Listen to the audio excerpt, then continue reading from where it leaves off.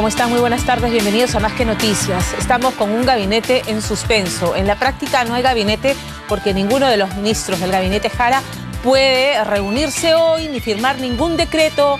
Simplemente no pueden despachar porque en la madrugada de hoy el Congreso no le dio el voto de confianza ante las abstenciones mayoritarias de las bancadas de oposición. En la práctica es que no se le ha dado el voto de confianza, ha quedado en suspenso hasta el día de mañana, en que Ana Jara y el gabinete se presentará a pedir la reconsideración de esta decisión. Es el segundo gabinete que atraviesa por esta crisis. Recordemos que el gabinete de Rejón también pasó por este tránsito tortuoso de esperar a ver cómo mueven las fichas en el tablero político para conseguir convencer al Congreso de la República, sobre todo a las bancadas de oposición, que han pedido lo siguiente. En primer lugar, el tema del ministro de Energía y Minas, Eleodoro Mayorga, a propósito de los Cornejo Leaks y estos lobbies por debajo de la mesa que salieron a flote y dicen, por el amor de Dios, ¿cómo podemos tener en el gabinete un ministro que hace lobbies abiertamente con empresas que tienen que ver con su sector? Eso está mal, hay que separarlo, es uno de los requerimientos de la oposición. Culpan al ministro de Economía, Miguel Castilla, del frenazo económico que estamos viviendo y que en julio hayamos crecido apenas 0,3%. Entonces dicen, ¿por qué Castilla sigue ahí? ¿Por qué nos hemos estancado? ¿Por qué se ha demorado tanto en tomar medidas de algo que se veía venir? ¿No es cierto? Además, reclaman el tema de los aportes a las AFPs, aunque en eso el Congreso tiene mucho que ver, porque en su momento en la comisión permanente lo aprobaron y nadie dijo ni chus ni mus.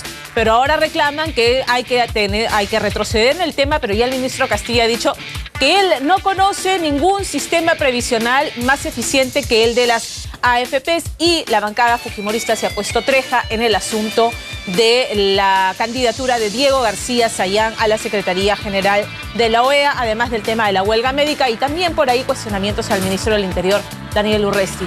Así que la pregunta que les planteamos esta tarde en el Twitter es obvia y cae de madura. ¿Usted cree que mañana el Congreso de la República le dará el voto de confianza finalmente al gabinete Jara? Escríbanos a @atv_más, @vertijamela y @más que noticias. Conversaremos sobre la presentación del gabinete con dos expremieres. Estaremos con Jorge del Castillo de Lapra y también con el señor Salomón Lerner. Así que vamos con los titulares.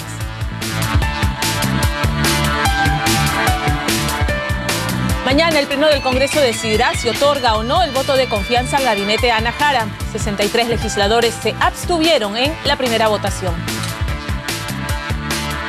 El exoficial mayor del Congreso, José Eliche, sostuvo que la falta de apoyo al gabinete Ana Jara afecta la institucionalidad en el país. Advirtió que si no se logra el voto de confianza, los ministros tendrán que presentar su renuncia.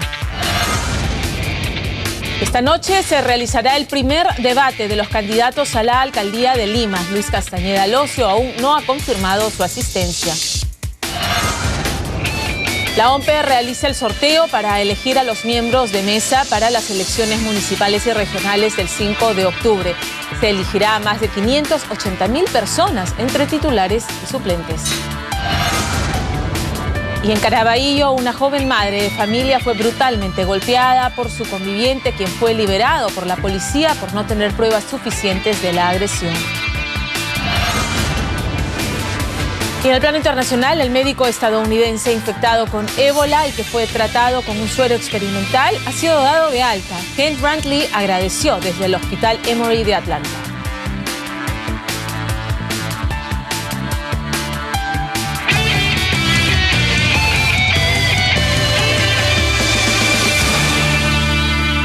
El gabinete Ana Jara no logró el voto de confianza del Congreso. Tras 17 horas de debate, las abstenciones de los congresistas superaron a los que optaron por darle la investidura.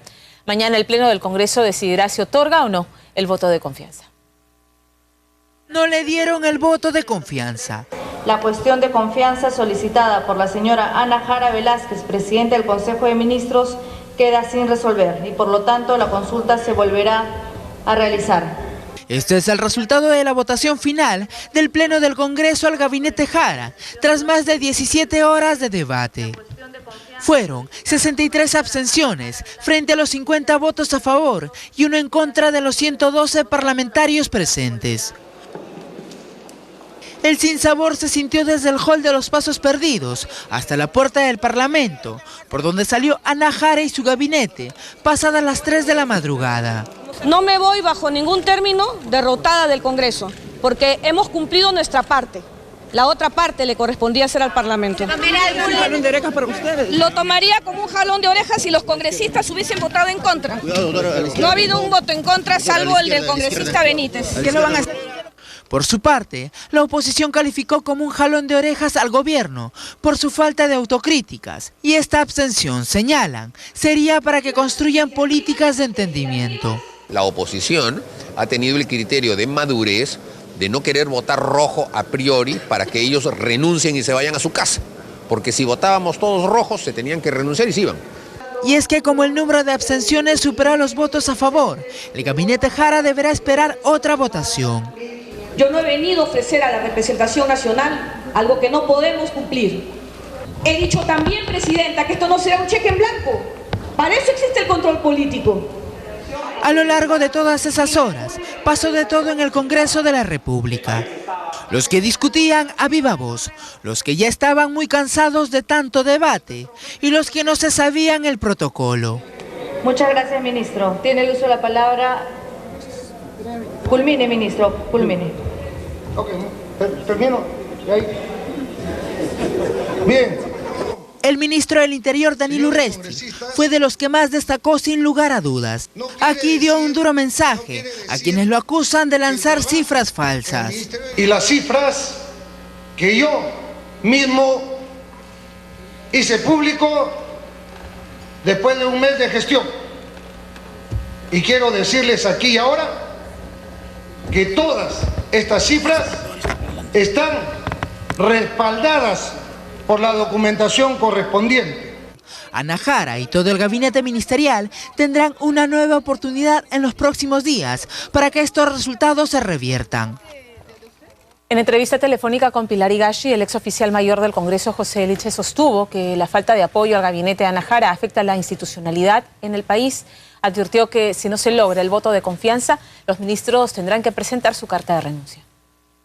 Claro, que finalmente se interprete que el Consejo de Ministros no ha recibido la confianza del Congreso que necesita para continuar el ejercicio de sus funciones y presenten toda su renuncia y el presidente acepte la renuncia en forma inmediata y nombre un nuevo gabinete o un nuevo Consejo de Ministros. Una aclaración. Esos son en ese caso, posibles. ¿Qué pasaría si el presidente nombra nuevamente a Ana Jara? ¿Podría?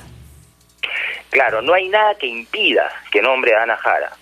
Hacerlo sería retar al Congreso, ¿no? Y si le es negada la confianza, hay que recordar esto, si le es negada la confianza otra vez al gabinete ministerial, el presidente está habilitado puede cerrar el Congreso para disolver el Congreso. No como algunos dicen que se estaría afectando el frágil sistema institucional de nuestro país. Bueno, ya está bien afectado, ¿no? Más bien no le haría mucho más daño, sería por supuesto un medio traumático porque nunca lo hemos vivido. El congresista Alberto Bengolea sostuvo que la actitud soberbia de la presidenta del Consejo de Ministros, Ana Jara, ante el Pleno del Parlamento fue lo que influenció en gran parte para que la mayoría de sus colegas se abstuviera en otorgar el voto de confianza al gabinete. Que tú señalas y que hemos visto en pantalla, no es pues la actitud correcta. Parece que no entendió Ana el mensaje. El mensaje es bien sencillo. Estamos juzgando 3 años de gobierno y le estamos diciendo al gobierno no le tenemos confianza. 3 años después está clarísimo que ha fracasado en los rubros más importantes y que ha perdido el gobierno nuestra confianza. Y entre otras cosas la ha perdido por este estilo que tiene, no sé si arrogante y prepotente después de pretender tener siempre la razón, no escuchar nunca e imponer el peso de su mayoría de votos. Entonces, claro, antes tenía los votos para imponerse, ahora no los tiene. Y esa frase final de Ana, yo puedo entender por el cansancio, el agotamiento, muchas horas de trabajo. 17. Me parece que es un error atrás del otro. Ahora, pero... no debió decirlo porque da la idea que queda es que, no entendieron el mensaje, lo entendió todo el país, menos el gabinete. 12:12, tenemos noticias en el plano internacional. Vean lo que está ocurriendo en Santiago de Chile.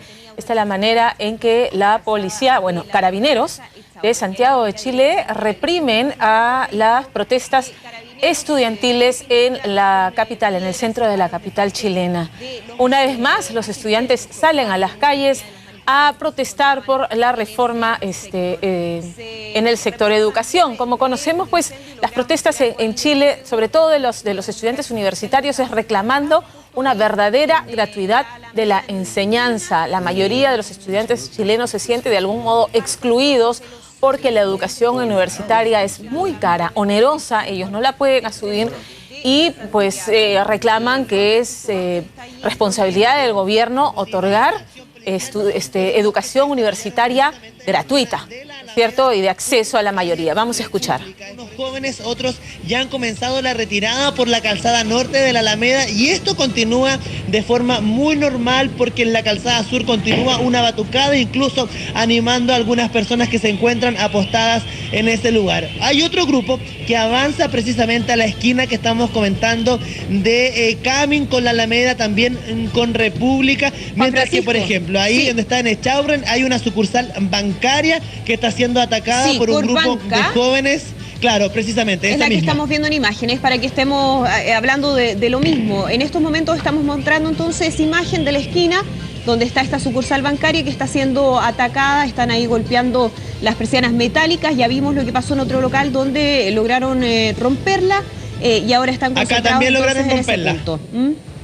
Acá también lograron romperla, mira, fíjense, la cortina la que está del inicio ya la lograron doblegar y también lograron la calle, esto es justo en la esquina de Echaurren con la Alameda, a un costado donde estaba el escenario está en el bandejón central y esto está en la esquina sur de esta intersección de calle Alameda con Echaurren, justo a la salida del Metro República. Estamos viendo entonces cómo estos encapuchados ya lograron abrir una cortina que es el acceso principal a esta sucursal de Corbanca. Hay en el suelo también algunas planchas de maderas, también vimos en la Alameda alguna señalética del nombre de las calles y estos contenedores de basuras. Entonces ya han comenzado la acción de estos encapuchados que están atacando ahora esta sucursal bancaria, mientras que el resto continúa. 12:14, nosotros estaremos informando más adelante sobre lo que está ocurriendo en Santiago de Chile con la marcha de protesta de los estudiantes, pero vamos ahora con el tema político que nos interesa a todos. Finalmente, como dijimos al empezar esta edición de Más que Noticias, el gabinete Jara no obtuvo el voto de confianza.